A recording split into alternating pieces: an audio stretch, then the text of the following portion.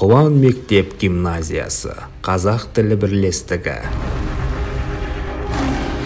Алаштың арыстаны, Шерхан Мұртаза.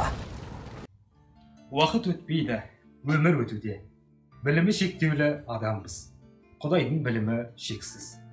Мұны жазған қазақ әдебиетінің көрнекті өкілі, шындықтың шерағасы, шерлі заманның Шерхан атанып кеткен Шерхан Мұртаза еді.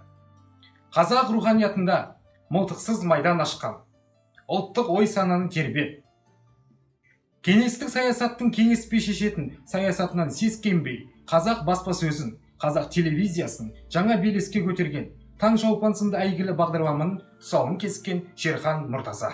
Лениншіл жас, қазіргі қазақ әдебиеті, Егемен Қазақстан газеттерінде Жалын журналында бас редактор болды.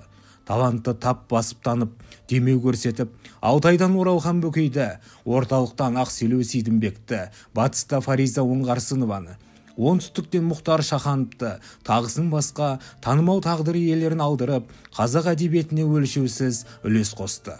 Қазақ әдебиетінің көрнекті өкілдері Шерағанның мектебінен өтті. Сондықтан бүгінде ел ішінде Шерағанның шекпенінен шыққан деген ұғым қалыптасқан.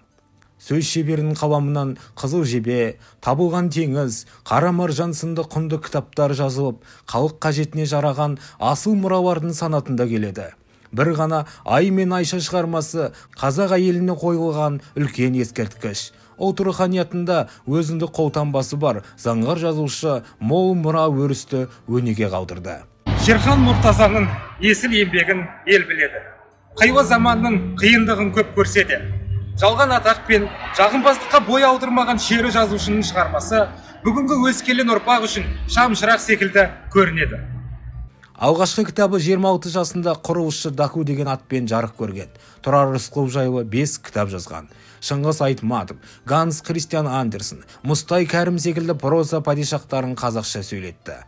Елбасының рухани жаңғыру бағдарламасы аясында туған жерге туынды тік бастамасы әрбір азаматтың бойында ерекше сезім оятуда. Бастама аясында еліміздің түкпір-түкпірінде игілікті істер салтанат құруда. Өскелең ұрпақпен тікелей байланыс орнап, елдерге көмек көрсетілуде. Аудан орталығы Бауыржан Момышұлының есімімен аталған. Қазақ елінің даңқты батыры Бауыржан Момышұлы мен Шерхан Мұртазаның кіндік қаны тамған жер.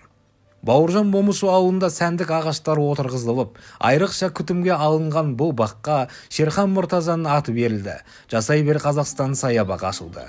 Әр адамның кіндік қаны там, туып өскен елі жер жәннатымен тең. Бүгінде ел таныған азаматтар мен батырлардың, тіптен ғалым мен қарапайым ауыл тұрғындарын естен кетпес жұлдызды сәттері өздері туып өскен өлкемен тікелей байланысты. Әрбір қазақ баласы қазақтың Шерханы қалдырған іргелі істерін мәңгілік үлгі тұтпақ.